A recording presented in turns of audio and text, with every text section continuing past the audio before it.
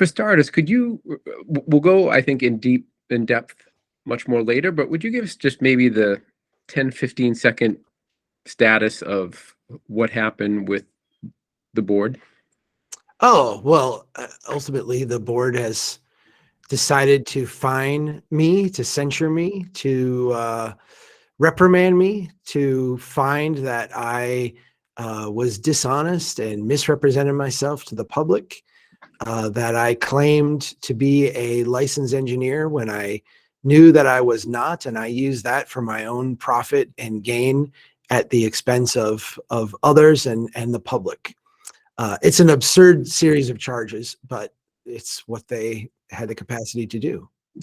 Yeah, and like I said, I really want to get into this, but I wanted people to know up front that, they have, censured you, reprimanded Yeah. you, put 10 violations on your file, fined you for the simple act of having a 2-month lapse in your license where you still had PE basically in your bio and on your LinkedIn page or what have you. And it would be akin to local folks here in Massachusetts if you have your construction supervisor's license.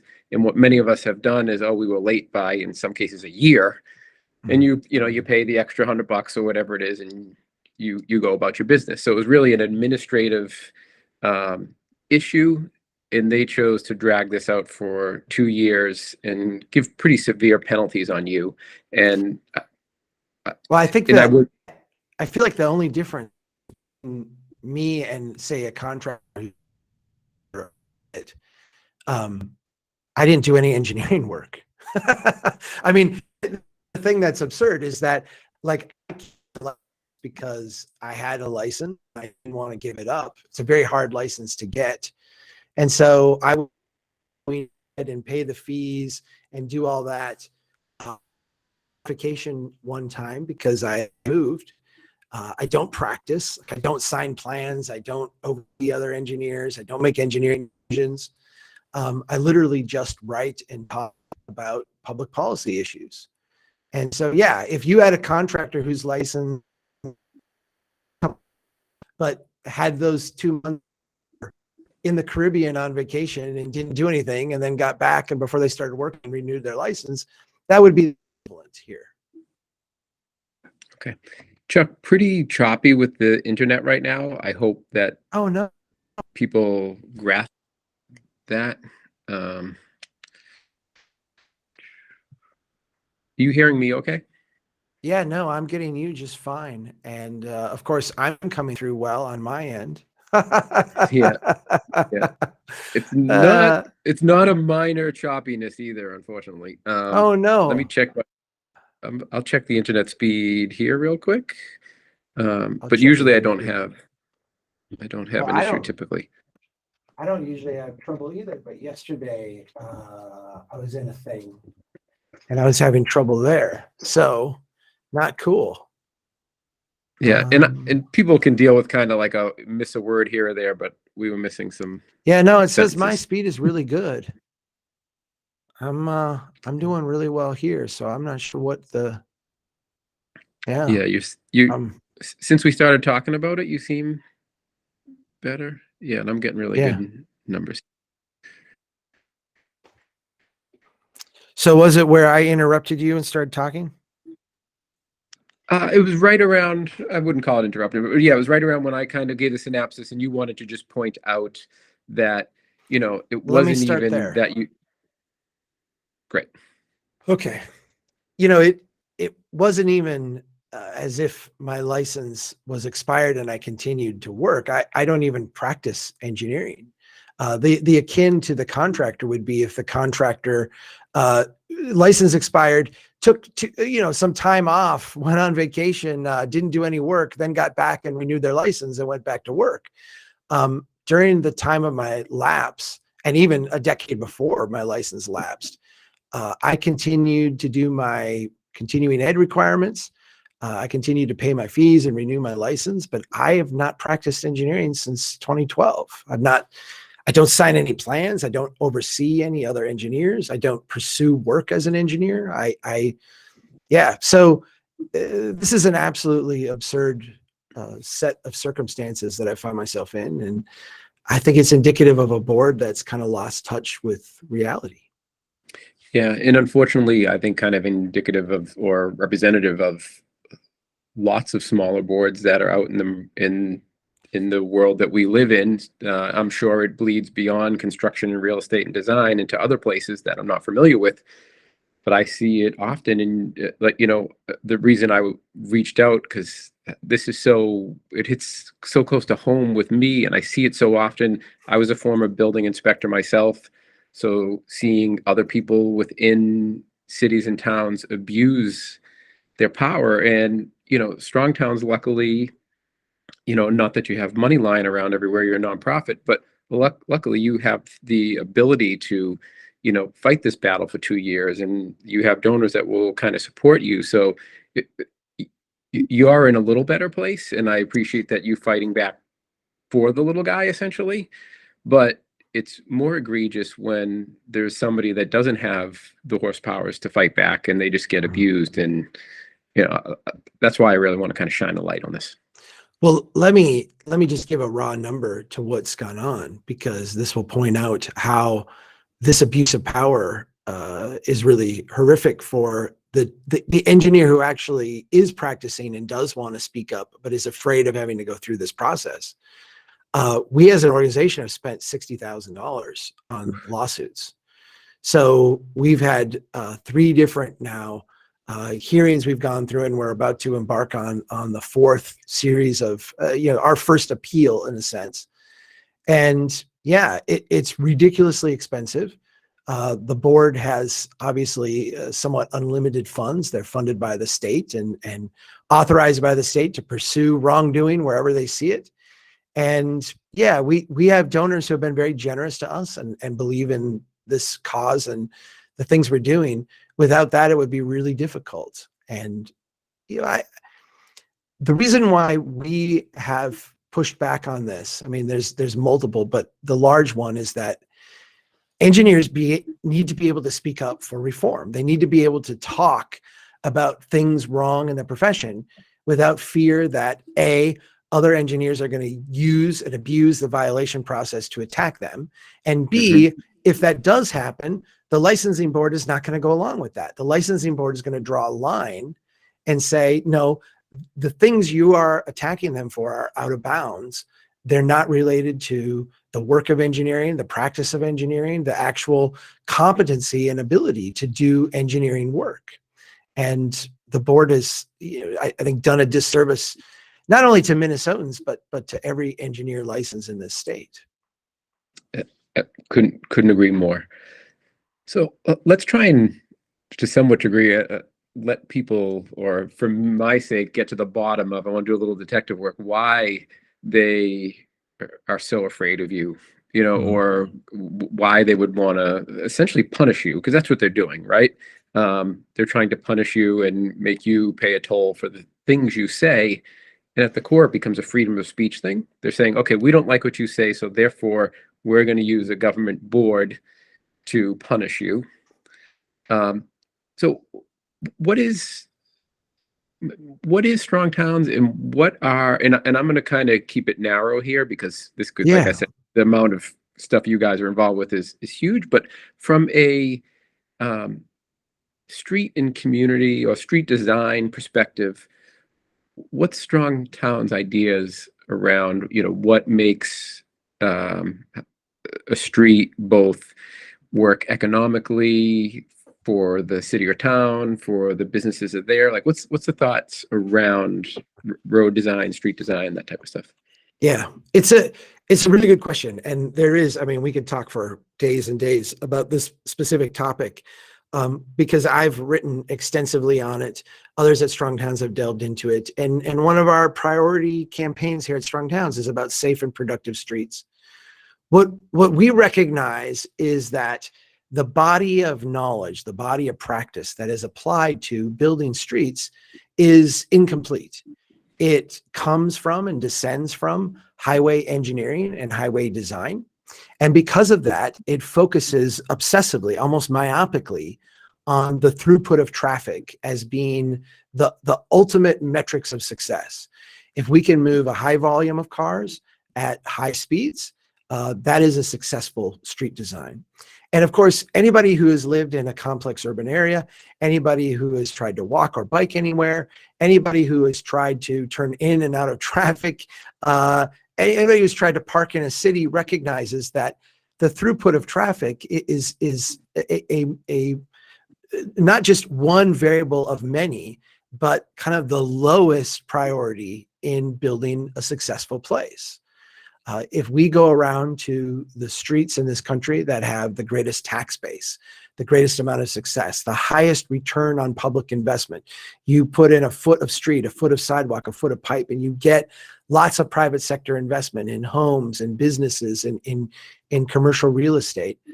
Those are all places that de-emphasize the automobile. Those are all places where being in the place takes priority over getting through the place. And to build places like that today, you have to, in a sense, be heroic. You have to fight against all the models that have been brought forth, all the kind of standard operating procedures of the engineering profession and kind of related offshoots in public safety and other realms. And what we've done is we've created a situation where streets are unsafe. They're lacking financial productivity. They're very expensive to build. They do not attract the level of private investment that they should. And the knowledge for how to change this is widely known and widely understood, but considered heretical by civil engineers and others who work in transportation professions. Is it just that they are stuck in the kind of, this is the way we've always done it, and people just don't like change? And is that it? It seems trite to say that this is the way we've always done it, because that seems like beneath, like there should be something deeper than that. But the reality is the engineering profession is one that is at its core very conservative. If you talk to engineers, especially traffic engineers, for any amount of time, you will find that they have an obsession with liability. How am I going to be liable for my design? How is the public entity that I serve, the government, going to be liable for this design? And to kind of react to that conservative nature, that idea that we have to protect everyone from liability, the default is let's follow the standard that was put in place years ago. And in a sense, you're coloring within the lines in all circumstances. And so change within this profession has to come from, in a sense, Mount Sinai. Like Moses needs to bring it down in tablets, and it needs to be like disseminated that way. And so change happens really slowly. It's very heavily resisted. And, internal, there isn't the type of debate and discussion and openness to change that you see in other professions. Yeah, it's almost like you see that many places in society, right? It's almost like risk management.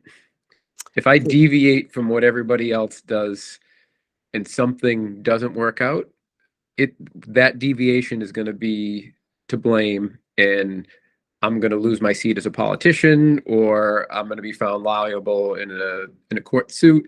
And that's where you see everybody just become like sheep, which is, okay, this is the way it's done. And hey, don't go outside of that pack because that's dangerous. Then you get taken down. And like, let me say this, I think in a more provocative way even. And I'm going to preface it by saying, I know a ridiculous number of engineers, people who do traffic work, and they're good, decent people. They're moral people. They care deeply. I've seen grown men cry when people were killed on places they designed. I mean, these are not people without hearts. But I will say it's widely understood within the profession that high levels of crashes continue to occur on streets we design, on roads we design, despite our best efforts as design professionals. And it is widely accepted that rate of death, that rate of carnage, that rate of trauma is a preferred outcome to things that would make us more liable for our designs. So in other words, if we're going to use design A that protects us from liability, but more people die, that is okay compared to design B, which may be a process that we think opens us up to more liability, but would actually save lives. Hmm. And I think that's a fundamental, I think that's wrong. I think there's a misperception about liability within the profession. But I also think that that decision, even when it's made by moral people, is itself an immoral set of decisions. Yeah, but that really battles human nature, though, right? Which is It does. You're going to try and protect yourself. Well, and you see the profession respond too by coming up with all kinds of adages. For example, there's a report that the US DOT put out that said 94% of crashes are caused by user error, by driver errors, drivers making mistakes. It's not engineers who have designed things to be unsafe. It's not engineers that have created the conditions that, in a sense, have people playing a little bit of like Russian roulette every time they get behind the wheel. It's not the dangerous environment. It's the mistake that the human makes in the dangerous environment that is the cause of the problem. And I think it helps people sleep at night, right? As you say, humans need to be able to explain things to themselves. That doesn't make it correct. Excellent. So one thing I think I probably want to attack right off the bat is because I'm sure people are listening, and the first thing, there's going to be reflexive people that are going to say, well, we do want traffic to move quickly place to place. That's how we're productive, right? Could you explain the great concept you have of what a road is and what a street is, and the idea of a strode? And I have kind of some personal experience that I'd love to chime in with after. But what's your concept of strode, and maybe if you could start by delineating what's the difference between a street and a road?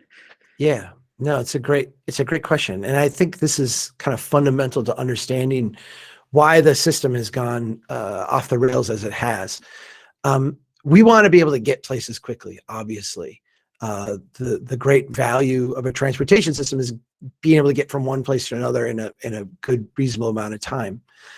We talk about roads as being connections between places. And a good road you can think of as a replacement of a railroad, which is a road on rails. When you are on a railroad, you get on the railroad in one spot and you get off the railroad in another spot, and there's a high-speed connection between the two. You don't have in a well-functioning railroad, you don't have merging traffic, parking traffic, people who are randomly crossing. You don't have all the complexity in the system. It's literally just a line between two places. And when you're trying to move vehicles quickly, what you want is you want to make the thing you're designing more and more and more like a road. You want to eliminate intersections. You want to eliminate access. You want to just allow things to move very quickly. If we think of the interstate system in the US as the ultimate road, the interstate system is a fantastic investment that allows people to move across the country in timeframes that even 100 years ago would have been thought of as almost impossible, right? This is different than a street. And a street is, and if you look back through all of human history, a street always has been a platform for building wealth and value and a place. It's how we actually build cities, is on a framework of streets. And when you're trying to build a framework of streets, when you're trying to build a place, when you're trying to attract investment, when you're trying to get people to commit to a place, be in a place, put their lives and their hearts and their souls into making it better, you have this conflict between the desire to be in that place and have that place be great, and the desire to get through that place very, very quickly. And if we want a successful street, if we want a great place, we have to emphasize the being in the place over getting through a place. So the ideal city has great places for people to be where traffic is really, really slow and it's very safe, and we attract a lot of investment and we get a high return from that. And we're building very prosperous, very wonderful places. And those places are connected by high-speed roads. So we can get from one place to another very, very quickly and very efficiently in a safe manner with little delay. The Strode has become the default way of building transportation in America. The Strode is the street road hybrid. I joke that it's the futon of transportation. So if you think of a futon that is an uncomfortable couch that makes into an uncomfortable bed, a Strode tries to do two things at once. It tries to both get you through a place quickly and also be a place. So in a Strode, you will have multiple lanes of traffic going, at above neighborhood speed. So 30, 40, 50 miles an hour. But you will impose on that system all of these accesses, cars that are turning in and out of the traffic stream, people that randomly start and stop and park. You'll try to put businesses along the edge of it. You'll have people who are crossing on foot, crossing on bike. And it's that combination of high speeds and randomness, the random nature of a Strode environment that creates all of our safety problems. On a street, traffic is very low, and there might be a lot of insurance claims, but they don't tend to be traumatic. They tend to be fender benders and dented doors and that kind of thing. On a road, traffic moves very, very quickly, but it tends to be really, really safe because there's not a lot of complexity there. It's not a lot of ways to screw that up. You've been on a interstate driving 70 miles an hour, surrounded by cars driving in the same direction at the same speed. It's a really, really safe way to travel. It's when you mash those two together and you have high speeds with all this complexity going on that you create our crashes and our deaths and our traumatic injuries. Yeah. And case in point, and what I was saying earlier was that I live in a place where our main street, and we're a neighborhood of Boston, but that main street for that neighborhood is the classic Strode. And we've had multiple deaths of pedestrians and one bicyclist in the past 2-3 years. Never mind, I'm not talking about car accidents where people may have died. That's just pedestrians alone, and it's the classic Strode. And I think I would want to say this just so people will think about this themselves, how often this is going on. If you're creating a place where, okay, we want our main street to be a place where people walk around, go business to business, interact with ideas and purchases, and you want that traffic to go back and forth and people to move around and sit on park benches and bicycle and bring kids. So you want all that interchange of ideas and commerce and neighborliness to happen. And then the design is, we're going to have that, and then we're going to have cars at 50 miles an hour run right through the middle. That's the plan. When you think about it that way, you're like, that's ridiculous. Right? It is. They're at cross purposes, right? Yeah. And if you think about how many times yourself, and I'm sure you've thought, I'm not talking to you. Clearly you've spent a lot of time thinking about this, but for the people listening, I know myself, the number of times where, because of Strodes, the result will be that they will design some type of barrier in the middle of a Strode, whether it's like craggy rocks or a Jersey barrier or whatever they can, rumble strip, anything to make it a sloped thing with ridges on it, to prevent you from going. But inherently, you're like, okay, I'm at this business and I want to go across the street to that business. Wow. I can walk a block down that way to a street light, cross over and walk a block back, but I'm not going to do that. I'm going to go risk breaking my ankle on the craggy rocks they put there to stop you from doing it and run across a 45-mile 4-lane road to get to where I want to be. We've all done it, but it's dangerous. And is that the best design we can do? Well, now you just committed a human error. And if someone did hit you and kill you, you would be blamed in the official traffic report because you didn't follow the procedures, right? So I think there's a handful of things going on here. The first one I think that's important to point out is how, as you were suggesting, these designs deny human nature. They treat humans as if they're kind of automatrons that will just go on, tracks that we plan them to, that drivers will stay in lanes, that everyone's attentive 100% all the time. And this just denies everything that we know about human behavior. But I want people who are envisioning this place to recognize two things that are going on here. First, the amount of expense that traffic professionals go through in order to create environments like this is enormous. If we were just going to design for slower traffic and calmer kind of environment, an environment that emphasized being in the place, we would spend, from an engineering standpoint, much, much less money. You wouldn't need the Jersey barrier. You wouldn't need all that stuff in the middle. You wouldn't need the extra lanes. You wouldn't need all this. You could actually increase the amount of space on the side for people outside of a vehicle. We could build these environments as streets much more affordably than we do as roads or as stroads. The second thing is that if we designed it and spent less money building a great street, you would actually get more investment. You're standing here at one business and you want to go to the business across the street, and you say, well, I'm not going to, walk 800 feet to get there. I'm going to just cross the street. Okay, you might, but you also might not. A lot of people don't. And when we look at human behavior, what we see is that fast moving traffic in the middle actually becomes a huge barrier to them visiting that business. They will not do it. And so that business will not get that patron. They will not get that sale. And what we see is that these environments are depressed. And when we fix the street, they actually explode in value and wealth and in productivity. And I think the third thing to point out here is that nobody's getting very fast. Nobody's getting anywhere very fast in their car either. Right? Yeah. So we've made all these compromises to our place. We've spent a ton of money. We've depressed our economic environment. We've done that in order to have traffic move at marginally higher speeds. And the reality is that we'll put in traffic signals and other things that make people go really, really slow. And we wind up not getting anywhere quickly either.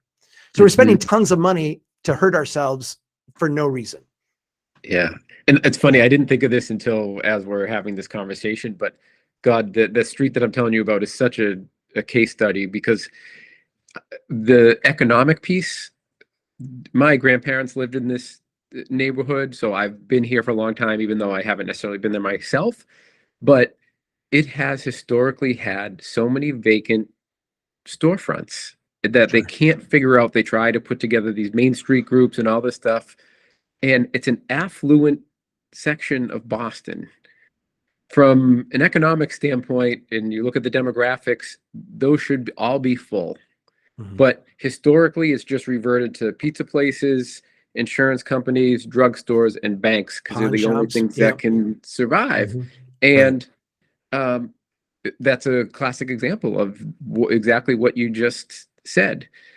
Now, we've kind of been talking, you started to dip your toe into it, but we've been talking really a lot about, like, kind of in computer terms, you might say user interface or user experience. How about the economics from the municipal standpoint? Like, what's the problem there? Like, Seth Zarin brought up a great point when he was a town planner himself. And when he heard you speak and talk about basically looking at what's the ROI on the street, and would the tax base be able to pay for the infrastructure and the upkeep, he was just dumbfounded. He's like, we're all planners. No one has ever said a word other than, is the grant enough for what we want to do? No one has ever talked about the financial implications of this. And he was stunned. He's like, no other place in the world would you ever do that. Whether you would build something or start a business, would you ever say, like, hey, will this actually cover cost at least? Never mind make money. So where does that play into it from a municipal standpoint? It is bizarre. And I think a lot of people listening to this who are not familiar with how local government works will almost not believe what you just said. But it's true. And that was the world that I emerged in, right? When you work for local government, and I did consulting for almost 20 years, when you work for local government, you're really focused on the project that you're trying to pull off. And so a lot of the streets, the one that you described, the Strode Main Street through the middle of the neighborhood, the way that you would go about building something like that is you would look around and say, okay, what is the federal dollars that we can get to work on this street? What is the state project that we can tap into? And it's likely that there's some gas tax state dollars that on an arterial like that or a collector like that they can tap into. And then how much do we have to borrow? How do we piece together this project? But your whole thing is on the revenue side. Where do we get the revenue to cover this? It's never on the other side of the equation. How much return do we get on this investment? If you push transportation professionals, they will say platitudes like, well, this is necessary for growth. This is necessary for job creation. They sometimes refer to studies that are put together that say, when we go out and build a road, it employs this many construction people to build it. And that has, this many secondary effects, which is just silly because we could have the building good streets and get that same secondary effect. But, they will refer to these things, but nobody ever sits down and says, how much private sector investment do we need in order to sustain this public sector obligation we've created? And I'm going to say it again. I realize that this is stunning for some people. Like, people will say, well, certainly there's somebody at City Hall doing this. Certainly there's somebody in the system who does this. And I'm just going to tell you, no, there's no one whose job this is. There's no one who asks this question. And there's no kind of mechanism within any of the design professions to even consider this. This is, in a sense, how I got started with Strong Towns and where I met Seth early on, because Seth, I think, was looking for answers and then wound up coming across these, because in the early days of Strong Towns, I would write case studies over and over and over. Here's a project. Here's how much the public spent on this project. Here's how much the tax base is generating every year. And here's the gap. And I did these over and over and over in all kinds of different scenarios, just to show that, like, there's nothing in our development pattern that pays for itself right now. Nothing that I have been able to find where you end up cash flow positive over one life cycle. Mm. Yeah, it really is stunning. And I think I remember seeing you, or whether I read it or watched it, but you talk about, you would display that information to certain cities and towns, and then when things would go bad, they would want to be shuttle you out the door as quickly as possible. Oh yeah. Like, oh wait, yeah. Well, that's what he was saying. My consulting. So in the 2000s, I ran a consulting firm. I started my own company, and we did planning and engineering for cities around Minnesota. And I wanted to, I think everybody in their 20s is 30s should be idealistic. I was idealistic in the sense that I thought if I went into these places and kind of gave them a different recipe, that they would want to embrace that recipe and do things differently. And it wound up that I became a saddle under the burr for, a burr under the saddle, sorry, for many places, because I was pointing out, here's the folly economically of this project we're about to do. It wound up where the engineer didn't like me very much because I was sabotaging their projects. The politicians who wanted to do the projects were not very happy. And so, yeah, when things started to go bad in 2007, 2008, the easiest way to balance your budget as a local government was to cut the consultant that was bugging you. So yeah, I lost a lot of work. That business model of offending everybody when you show up is probably no, it's not successful. Well, and in their defense, I got to a point, especially in 2008 and 2009, where I was very incredulous. I was an angry man, because for me, these professions that I had given, my prime years of education to, the engineering profession, and then a few years of work as an engineer in training, and then once I got my license, went back and got a master's degree in urban and regional planning. These professions were failing me. They were failing the cities that they were supposed to help. They were failing the country. And not only were they failing us and have a long history of failing us, they were actually blaming others for their own failures. And so if you go back and read like the early days of Strong Towns, you're going to get angry Chuck. Like I was not a happy man. There was a lot of fire and brimstone coming out of my Railing life. against the machine. Yeah. Oh yes. Yeah. Yes. Yeah. I found more productive ways to have the conversation since then. But yeah, I was a very angry guy. Sometimes you need that. So I think the picture you've painted here starts to explain why the industry would not be a fan. I would say it this way, because like we talked about, you're essentially saying the industry is putting out poor designs. In some cases, maybe those poor designs are even dangerous and fatal. And you didn't say it as much, but this flow of cash and grants and funding should probably be stopped and should be looked at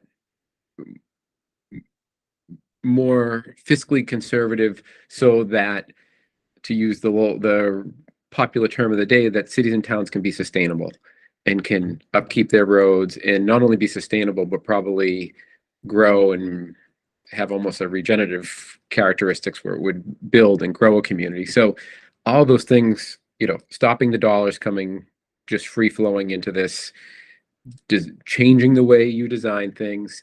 And hey, you know what? You may be responsible for that, mom or dad or child that isn't with their family anymore. I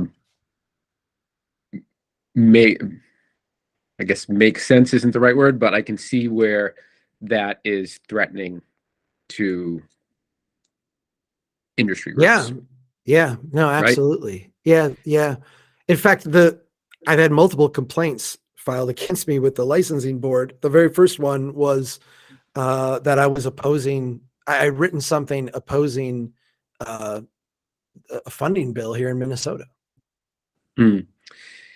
Yeah, so this history stretches back, right? You received the first violation from a fellow engineer to the Minnesota board back in 2015. That violation was heard, found to be unsubstantial, but I saw a note in there that essentially, hey, this is not substantiated, but this is still in your file, right? We're building a record. Yeah, exactly. Yeah, that's how I kind of read it. I'm glad you feel the same. Second violation came from someone from another state, nonetheless. Complaint comes, and that's this latest one that we're dealing with. And the complaint was that, like we talked about, you were identifying yourself as a professional engineer when in that window you were not. That's exactly right. Yeah. And then do you want to tell a story, or do you want me to keep going? No, keep going. Go ahead. Okay. I mean, this is how I see it. Please correct me where I'm wrong. Yeah, no, right? you're fine. And at that point, this turned, and at some point it turned from, hey, you were saying you were a professional engineer when you weren't for 2 months, to, we don't like the things you say. And that was not what the complaint was. And it morphed and was like, okay, hey, we've decided we've got some way that we have our hooks in you.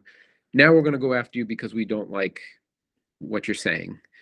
And then this gets stretched out over 2 years, multiple court cases. I listened to, I think it was like a subcommittee of the board. What were they, like the violation committee? The violation committee? Yeah, you watched that video? Yeah, like, please, folks, I'm going to put it in the show notes. I mean, if this isn't a kangaroo court, like, I don't know what is. I was like livid watching it. I took a screenshot of it and I started looking up the people on LinkedIn. I'm like, this is so abusive and gross. The fact that they were not going to release the. I had to push to get the video because they were claiming that it was, protected by state privacy rules. And I'm like, yeah, it's meant It's to a protect public meeting. me, right? Yeah. Like it's a, like I'm saying, let's release it. It's not to protect you, the board. It's to protect me. Like, let's get this out there. Yeah. Yeah, and Mhm. it was so abusive. And what I was shocked was, if that was me being the board member and I'm going to be the person that is going to abuse my power to persecute someone wrongly, I'm not going to do it on video. I was like, I was shocked that I was watching this. I was like, I Yeah. can't believe these people are saying this, being recorded with their name on it. I would have been ashamed of myself. And I only could imagine what the other meetings were like. I'm assuming they are Well, similar. let me say this. This is a state body that meets in private. And so for most of their deliberations, except when they were grilling me or asking me questions or our attorney was speaking, we were not allowed to be in the room. So what you saw in that video was the closest thing to a insight into their thinking that we were able to get beyond, anecdotes and things that were kind of given to us behind the scenes. But the idea that their deliberations are all private, completely held in secret. Yeah. And being someone who has been in government and done consulting, you're not alone. The amount of times I've seen building officials way overstep their boundaries, write violations because they didn't like someone involved with the project. This is a classic example of this. And I just want people to realize the extent of how long this went on. Picture if you're trying to run a business and you're having to sit in these hour-long meetings, hire attorneys, go through 2 years. I noticed one thing in particular, and forgive me, I'm going to look down and read it, No, but you're it said good. at one point during this process, you even said almost kind of like uncle, all right? Like, Yeah, no, and I did. you know, and I agreed to pay a fine in excess of that required by the state statute, and even agreed to an unwarranted reprimand. That was not enough for them. They demanded that you sign public documents admitting dishonesty, misrepresentation, and fraud. Like, Fraud. yeah, Yeah. like No. So, you. so my license expires. I'm not aware of it. Because I'm not aware of it, I don't update my bio and I don't update my title slide on my PowerPoint presentation. Those were the things that they said were violations. I don't do any engineering work. I don't sign any plans. I don't do anything that falls in the realm of what they're regulating, but I have this lapse. I renew my license. They renew it because I'm fully qualified to have an engineering license, right? I did my Yeah. continuing ed. I've got the requirements, the background. I passed the tests. They renew my license. Then months later, they come back and say, "You've got this gap in licensure," and that is problematic to the point where you were intentionally lying to the public, misrepresenting yourself, and committing fraud. That is bizarre to me, right? Like I don't even know how you get to that place. But that's what they wanted me to sign. And ultimately that's what they voted to unilaterally impose when I wouldn't sign. Yeah, it's outrageous, and there's just on so many levels it's outrageous. We didn't even get, there's a lot of layers here, and we can't go into all of them, but it's Well, egregious. even like the findings of fact, you in the document you put together a timeline of things, and their timeline was, Marohn's license expired. Marohn called himself an engineer. We received a complaint, and then Marohn renewed. And I'm like, wait a sec. I don't care. They did receive the complaint before I renewed. I didn't get a complaint before they renewed. I renewed of my own volition. I discovered that my license had expired. I went and renewed. And then 2 months later, they sent me a notice. They refused to change that. They wanted it to say that I didn't renew my license until they had received a complaint and I was notified of it. That's just not true. But they refused to change that, right? Yeah.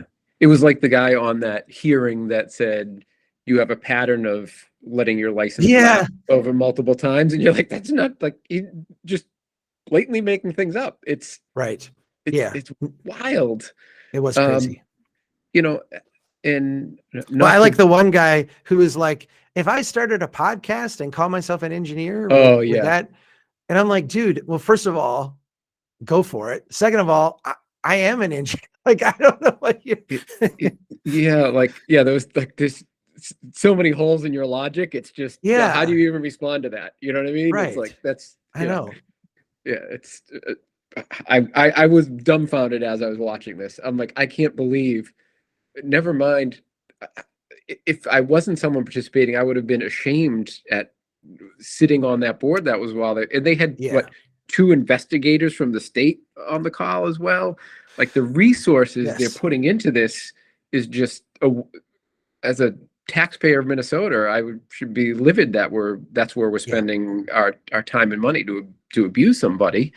Yeah. Um, I do want to be clear, they didn't take your license away, right? No, no, right. Yeah, No. because I I think mean, they.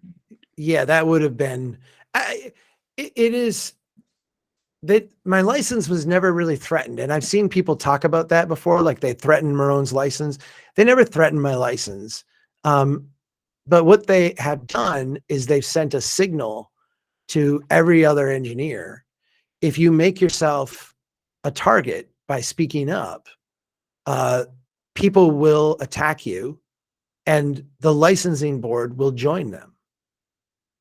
Yeah, and to the tune of a lot of time and Yeah. $60,000, that's worse, right? That's worse than taking Yeah. your license away potentially. And uh, Well, it's and real. let me say this. I'm not practicing as an engineer, right? I'm not out there trying to get, if you were, I'm switching, I'm a practicing engineer. I'm working for one firm. I'm going to go work for another firm. I submit my resume and they look me up and find that I've been censured by the state, that I was found to be dishonest, or I'm applying for a job with a city, or I'm submitting a proposal on an engineering project. And, people will just whisper, hey, this guy's been censured by the state. This guy's been found to be a fraud. He's been found to be dishonest. That's what's at stake for the practicing engineer, right? Yeah. And that's also the goal, like, and that's really going after somebody's livelihood if they're a It practicing is. engineer. But in this Yes. case, that's and the way I read it is that's what's happening here as a way to discredit you, right? Which is Yes. you write an article, you do a video, and people are supporting you and say, hey, here's Strong Towns, here's all the data and research they've done about why we shouldn't, do this in our community. It's very easy to turn around and be like, oh yeah, that's that guy Chuck Marohn. He's had multiple complaints from other engineers. He's had 10 violations. He's been reprimanded. He's been censured, and he's had to pay fines. Like that guy is a Don't fraud. He's listen to no him. good, right? We've actually already experienced that where, that has been used in our advocacy as a way to shut down dialogue. Yeah, absolutely. Yeah. Um, and not to take this away from the specific case, but like, I also wonder, does this abuse continue to get worse? And the reason, and that's why I want to shine as much light as I can, and hopefully non-traditional media can do that, like yourself, Yeah, yeah. right? But we've done away with traditional media. We're here in Boston. There used to be this. It still exists. It's called the Boston Herald, right? Right, It's right. it was a more conservative paper, but I'm sure there's liberal papers in conservative areas. And their whole thing was they would call out hypocrisy, abuse of power. And I remember when I worked at the city, the standard was, oh, like, don't do that. You don't want to end up on the front page of the Herald. Right. Because you had these kind of muckraking reporters that would look into this and call it out. But that's gone. And I think it gives Yeah. the opportunity for, hey, there's nothing in most, you ask some 20-year-old here in Boston what the Boston Herald is, and are you worried about, they would laugh, say, well, what is it? I've never seen it before. So like, I wonder if that only means that this could get worse and the abuse gets worse. And that's why, as much as we can put a stake in the ground and start calling people out, I think it's important to call them out, because it could be you next for anybody Yeah. that's listening.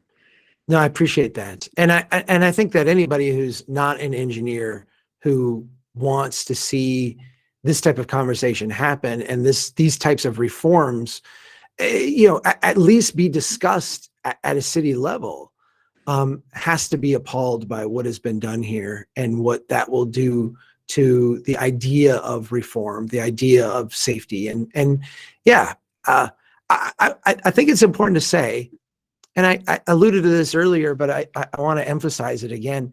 I think most licensed engineers here in Minnesota are appalled by this. I think that most of the profession thinks that this is wrong and that this should not happen.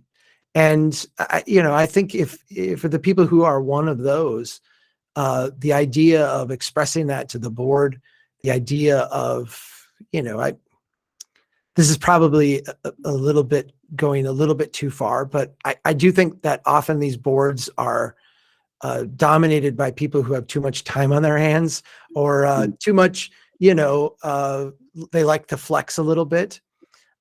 It would be great if the licensing board was a different mix of people. So there's an opportunity for people to volunteer to be on that. The governor appoints these people. But I don't want, we need engineers to step up and be part of a big change. And a lot of them want to do it. I think there's strength in numbers here, and the response to this should not be to cower, because we're going to win our appeal. I mean, this is a very clear free speech thing. I'm very confident that we will ultimately prevail. Depends on how long it's going to take. But there's strength in numbers, and we just need engineers to stand up and say, this was wrong, and I support this conversation. I think you hit the nail on the head. Like that word is right. Appalled is right.